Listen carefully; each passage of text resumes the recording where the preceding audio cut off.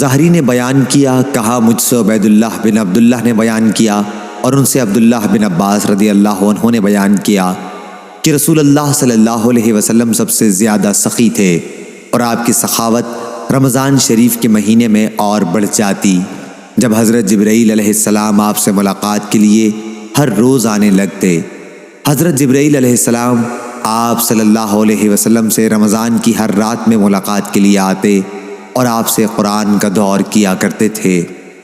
حضرت صلی اللہ علیہ وسلم خصوصاً اس دور میں جب حضرت جبرائیل علیہ السلام روزانہ آپ سے ملاقات کے لیے آتے تو آپ خیرات و برکات میں تیز چلنے والی ہوا سے بھی زیادہ سخی ہو جاتے تھے۔ اور عبداللہ بن مبارک سے روایت ہے، ان سے معمر نے اسی اسناد کے ساتھ اسی طرح بیان کیا، اور حضرت ابو ہریرہ رضی اللہ عنہ اور حضرت فاطمہ رضی اللہ عنہا نے نقل کیا نبی کریم صلی اللہ علیہ وسلم سے کہ حضرت جبرائیل علیہ السلام حضرت صلی اللہ علیہ وسلم کے ساتھ قرآن مجید کا دور کیا کرتے تھے۔ صحیح بخاری حدیث نمبر 3220۔